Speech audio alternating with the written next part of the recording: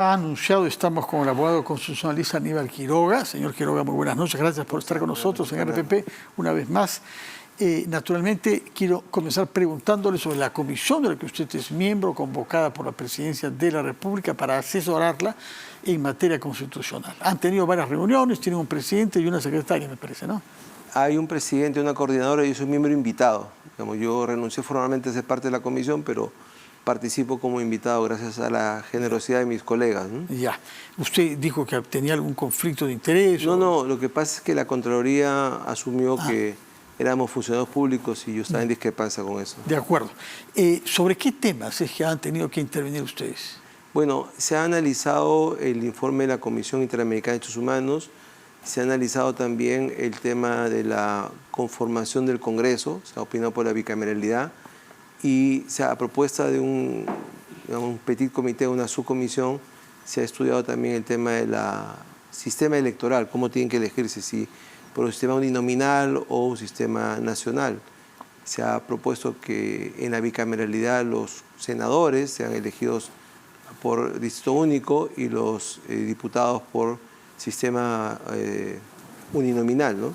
Entonces, y entiendo también que ha entrado a discusión la constitucionalidad del viaje de la presidenta Boluarte, ¿no? Claro, bueno, eso ya antes de que se tomara... Antes y ahora también, porque digamos sigue siendo un objeto de discusión, ¿no? Alguna gente un poco discute. menos, ¿no? Después de llevado a cabo, me parece que... Yo diría que volvió y no pasó absolutamente nada, ¿no? O sea, los males que se anunciaron y la ausencia de vacío de poder no pasó absolutamente nada, ¿no? Porque, como ya hemos dicho, Fernando, hay dos tipos de análisis, el análisis político y el análisis jurídico, ¿no? Desde el punto de vista político, bueno, la oposición podrá decir lo que guste y pueden, digamos, disfrazarlo o presentarlo como mejor les parezca, ¿no? Pero desde el punto de vista jurídico hay una ley, o sea, lo que dice la Constitución en dos artículos diferentes es que el presidente de la República sale del país con autorización del Congreso. Y luego en otro artículo dice que es causal de vacancia salir del país sin autorización o quedarse más tiempo del que está autorizado, como fue el caso de Fujimori. Pero si uno sale del país con autorización, ¿qué infracción puede cometer? Hay una ley que permite... No, sobre ese punto creo que nadie puede creer que hay infracción, no, pero sí sobre la gestión del despacho presidencial desde el extranjero, ¿no? Claro, pero, dado que no hay la ley lo autoriza, ¿no? Y mientras la ley esté vigente, la ley tiene que presumirse constitucional y legal. Entonces no hay ninguna objeción desde el punto de vista formal para eso. Ahora, mientras sea vigente, como dice usted. Así es. Pero usted sabe que ha sido presentada una demanda ante el Tribunal Constitucional. La han anunciado, no sé si se ha presentado o no, pero la han anunciado y en todo caso el tribunal tendrá que decir su palabra, pero el público tiene que saber que aun si el tribunal dice que la ley es inconstitucional, es como una derogación hacia adelante, no tiene efecto retroactivo. Claro. Entonces, si la ley dice que no es constitucional esta ley para ocuparse del despacho, pues no podría hacerlo la próxima vez que salga al extranjero. Así es, la derogaría de aquí para adelante, lo que se llama técnicamente ex nunc, pero como cuando el Congreso deroga una ley sin efecto retroactivo, entonces la ley tendría tres momentos: la formación de la ley, que no es ley, es proyecto; la ley invigente, que es ley constitucional, ley legítima; y la ley derogada, cuya derogación sería a futuro y no para atrás. De acuerdo. ¿No se ha visto en la Comisión de Asesoría Constitucional el tema del adelanto de elecciones? Se ha visto de otra manera, de otra perspectiva. Fue lo primero que vimos, ¿no? Lo que se ha dicho básicamente es que la presidenta Boluarte, al ser vicepresidenta, asume legítimamente el mandato presidencial. Ella fue elegida el mismo día, con los mismos votos y en la misma plancha del presidente Castillo. Al ser el vacado, completa el mandato que le corresponde, eso es lo que dice la Constitución. El adelanto de elecciones no está previsto en la Constitución, entonces, para que el adelanto de elecciones se dé, tendría que reformarse la Constitución o ella renunciar para que entonces haya un presidente transitorio. En ese caso sí, que sería el presidente del Congreso, quien convoca elecciones en un plazo no mayor de un año, dice la Constitución. El problema y la discusión allí también se presenta porque unos decimos que son elecciones generales, completas de gobierno, ejecutivo y Congreso, y otros dicen que son las elecciones presidenciales, con lo cual se crea otro problema mayor, porque habría un traslape, ¿no? El periodo presidencial sería por un lado y el periodo congresal estaría por otro lado. Pero mientras la Constitución no se modifique como dice la Constitución, el plazo viene hasta el 2026 y la presidenta es presidenta constitucional y legítima hasta el 2026. Sí, por cierto, pero ella misma hizo presentar hasta 2 proyectos de ley para recortar el mandato actual en el entendido que eso conducía a elecciones generales. Si nosotros le dijimos, en la primera ocasión que tuvimos ocasión de reunirnos con ella, que eso había sido un error. Ella escuchó, no sé si aceptaría. ¿Por qué error? Porque se quitó legitimidad. O sea, cuando ella asume el error político. Error de legitimidad constitucional, porque cuando ella asume el mandato el 7 de diciembre, ante la vacancia de Castillo, ella dice que va a gobernar por el periodo completo. Al día siguiente retrocede y pone el 24 y a su siguiente retrocede pone el 23. Entonces, no, eso, 23 creo que lo puso la bancada fujimorista, ¿no? Ella tuvo dos retrocesos. Entonces, ella misma le quitó legitimidad a su mandato, ella misma fragilizó su propio mandato. Después se ha dado cuenta y ha asumido que el mandato, según lo que dice la Constitución, digamos, no hay que ser una Dina Lover para decir esto, hay que querer al país y querer que la Constitución se cumpla, ¿no? Entonces, lo que dice el mandato constitucional es que el vicepresidente completa el mandato del presidente. Cualquier otra fórmula distinta. ¿Cómo se hizo el año 2000? ¿Perdón? ¿Cómo se hizo el año 2000 para que a iniciativa de Alberto Fujimori se recortase el mandato? Porque hubo un acuerdo y una ley que se dio para permitir que se recortara el mandato de los congresistas elegidos el 28 de julio del año 2000 y se convocaran elecciones generales. Hubo un acuerdo político. Entonces no hubo una, digamos, modificación de la Constitución, no hubo una simple ley. Hubo un acuerdo, digamos, político nacional. Que se expresó en un proyecto de ley que se aprobó. Y una ley que se aprobó que recortó el mandato y convocó elecciones. Eso en principio podría hacerse ahora y también, si es que hubiese la mayoría necesaria. Claro. El punto es... No es un tema constitucional, quiero decir. El punto es si el Congreso lo va a hacer. Sí. ¿No? Las circunstancias históricas del año 2000 son diferentes a las actuales. Y en segundo lugar, elecciones generales ¿para qué? O sea, ¿a quién vamos a elegir? No hay ni siquiera partidos políticos. Ahí entran ustedes con las reformas que están proponiendo. Las reformas son para futuro. Una reforma... Bicameralidad, el sistema de elección y tal, pero eso requiere cuajar, requiere discutirse y requiere madurar. Pero si supongamos por un instante que adelantáramos elecciones para los próximos 6 meses... No, 6 meses tampoco difícil, año. ¿no? Pero para el 25 se está diciendo ahora. Pero el 25 es lo mismo que el 26. O sea, un año menos, menos presión. ¿No? ¿A quién vamos a elegir? ¿A quién se va a elegir? Bueno, esperemos pues que se consoliden algunos partidos y que los líderes vayan tomando forma ante la opinión pública. Ese es un buen deseo, ¿no? Pero fíjese, cuando Vizcarra cierre el Congreso de manera indebida, ¿no? Aunque el TC de la, sí, por eso no utilizo otro adjetivo, de manera indebida, impropia, innecesaria. Y se convocan elecciones y elegimos un Congreso en enero del año 2020, ¿a qué Congreso elegimos? Fue fatal ese Congreso. Y encima nos cayó la pandemia. Fue un Congreso populista, la mayoría de sus leyes fueron derogadas por el Tribunal Constitucional, no supo responder frente a la pandemia. O sea, la crisis del país se agudizó, entre otras cosas, por el cierre del Congreso y la elección a tontas y a locas de un Congreso absolutamente improvisado.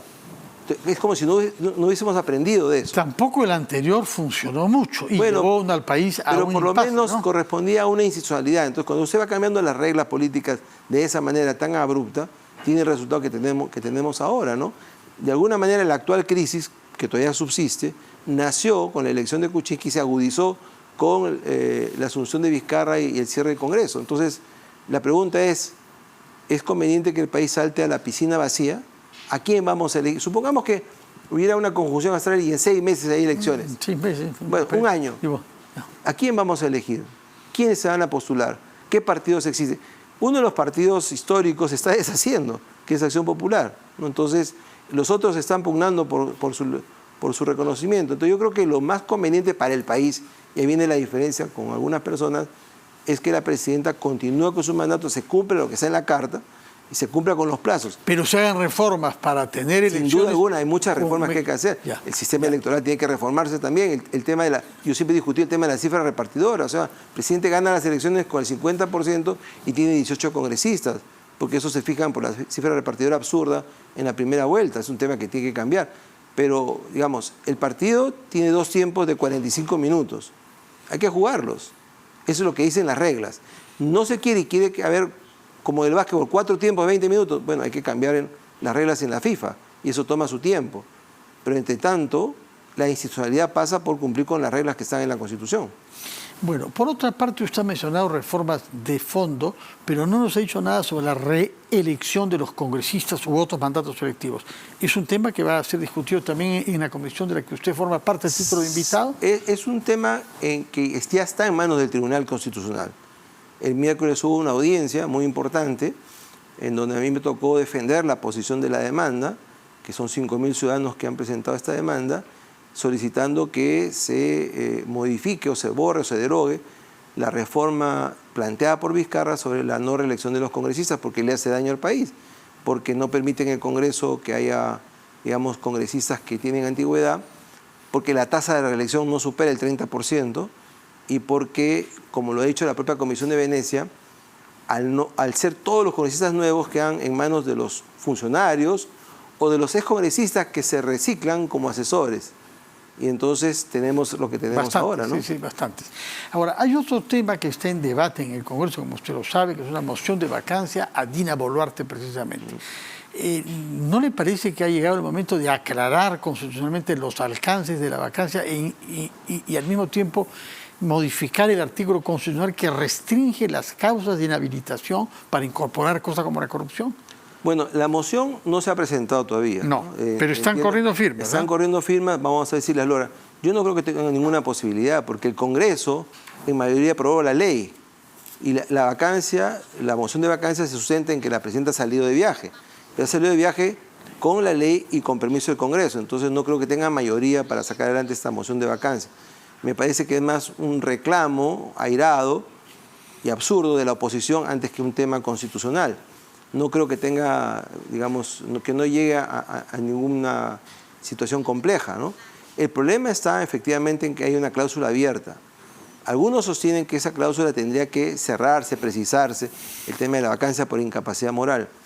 Pero no hay cómo hacerlo. Y otros sostenemos que es una cláusula de textura abierta que tiene que mantenerse así, que ha estado así en la historia de la República, y que no han sido tampoco muchos presidentes los que han sido vacados, ¿no? No, esto comenzó con Alberto Fujimori el año 2000, en 1914 con Billinghurst. No fue vacado. Eso lo he estudiado porque alguna persona vinculada sostiene lo contrario. Tanto no fue así que asesinaron al primer ministro, general Varela. Así que no hubo vacancia. Sacado por el Congreso, no por incapacidad moral permanente. No. Primero fue Fujimori, el segundo ha sido Vizcarra y el tercero ha sido Castillo, ¿no? Fue puesto en un barco y fue deportado del Perú. Eso no puede ser vacancia. Fue cesado como presidente por el Congreso. Yo voy a revisar lo del Congreso, pero ahí hubo asesinato del primer ministro y deportación del presidente Billinghurst. Pero en fin, permítame una breve interrupción para dar cuenta que el programa de recompensas hace saber que se ofrecen 150.000 soles por quien contribuya a la captura de la señora Wanda del Valle, que se presume pareja del delincuente muerto ya hace unas semanas, después de haber matado, como sabemos, a policía y a un sereno. La señora Wanda del Valle, presuntamente en Colombia.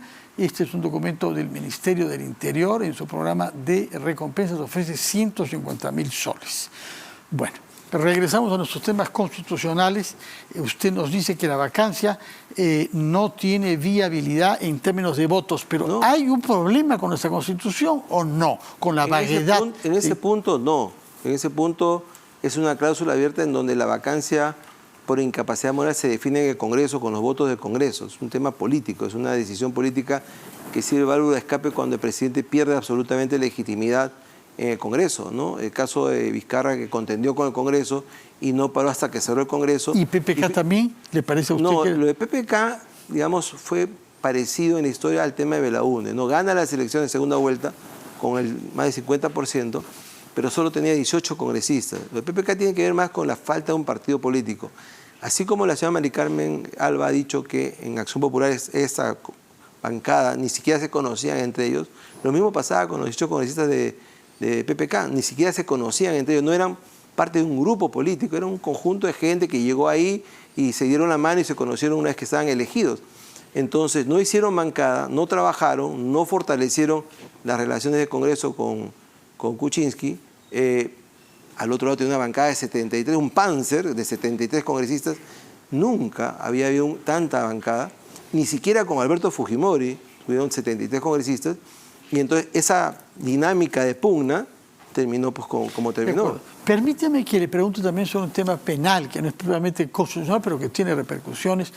que es el tema de la modificación de la ley sobre la suspensión de la prescripción, que habría favorecido al presidente del Congreso, el señor Soto, y otro congresista está pidiendo que se le aplique para liberarse de la cárcel. El señor Soto, sin esa ley, estaría preso ahora. Eso tiene un nombre en el derecho, se llama fraude a la ley, ¿no? Cuando uno utiliza la ley de manera impropia para poderse beneficiar. O sea, en principio, si una persona tiene un involucramiento penal en donde una norma podría ser aplicada, lo menos que debe hacer es no participar en su votación, ¿no? Pero genera la ley y luego que se genera la ley pide que la aplicación sea para él mismo. Esto, de alguna manera, en otra área ha sido tratado por la Corte Interamericana de Derechos Humanos con la ley de autoamnistía. Los gobiernos autoritarios generan una ley de amnistía, supuestamente para terceros, pero son para ellos mismos. Y eso ha sido fulminado por la Corte Interamericana. Entonces, hay por lo menos un tema, digamos, ético y moral de fraude a la ley cuando se genera una ley que supuestamente es para el bien público, general, sin nombre propio, pero que luego yo que voté por la ley la invoco y me beneficio de ella, ¿no? Ya. Ahora, regresando a eventuales reformas electorales. Usted mencionó que se podía modificar un poco y habló incluso de la cifra repartidora, que es el sistema que usamos acá y en más de 100 países del mundo. Pero es un tema absurdo en el caso de... ¿Por qué es absurdo en el Perú y no lo es en otros 100 países? No, porque yo creo que en el Perú se aplica mal. O sea, esa cifra repartidora fue la que le dio a... Sí, 73 votos a la bancada de Fuerza Popular. Y no tenían el 73% de la votación. Entonces, ¿cómo teniendo, digamos, una... ¿Pero qué sistema mejor hay? Bueno, un tema que sea proporcional. Una alternativa es la de Francia. Cuando se queda el balotaje, después se modifica la Constitución francesa para que el presidente que gane en segunda vuelta tenga mayoría en el Congreso. Ese sistema ya se aplica, Fernando, en el Perú para los alcaldes y para los presidentes regionales. Hoy día un presidente regional gana con el 40%, pero automáticamente tiene la mitad más uno de los miembros del comité regional o la mitad más uno de los regidores, justamente para darle estabilidad. Una regla así tendría que darse, que el presidente de la República tenga cuando menos la mitad más uno de los congresistas para darle solidez. Eso sí es una reforma de fondo, ¿no? Y para evitar justamente esos periodos de vacancia. La pregunta es, ¿por qué Toledo no se le vacó con el 6%? Porque tenía una bancada que lo defendía. ¿Por qué Alan García no se le vacó con lo discutible que puede haber sido parte de su gobierno? Porque tenía una bancada que lo mismo pasaba con Humala. Pero cuando un presidente de la República, y ahí viene el sistema de gobierno peruano, es huérfano en el Congreso, o se pelea con el Congreso, como Vizcarra, cae como un plomo. Finalmente, Vizcarra, la gran paradoja fue que disolvió el Congreso de manera indebida. ¿Quién se lo comió él? ¿Quién se lo terminó? Hizo que eligiéramos un mal Congreso, y ese Congreso, que era su criatura, se lo fagocitó. Sí, pues. Bueno, para despedirnos quería preguntar algo de hoy. Hay una decisión judicial prohibiendo al expresidente Vizcarra justamente que se desplace fuera de Lima, a Tacna en particular, a donde había solicitado por razones laborales. Él está fijado su domicilio en Lima. Moquegua, no Tacna. Y no puede salir por una medida cautelar de restricción. Las medidas cautelares son distintas y tienen, como dicen los penalistas, niveles de gravedad. La máxima es la detención. Pero hay también la detención domiciliaria, no salir del barrio, no salir del distrito, no salir de la ciudad. Él tiene una restricción, no puede salir de Lima. Y para salir tiene que pedir permiso. Ha pedido permiso a la Corte y la Corte ha dicho que no, porque lo que ha presentado no le da convicción a la Corte de que quede fijado en el lugar donde va a ser juzgado. Así de simple, es un tema de verosimilitud. De acuerdo, señor Quiroga, constitucionalista, miembro invitado de la Comisión Asesora de la Presidenta en temas constitucionales. Muchas gracias por su presencia y muy buenas noches.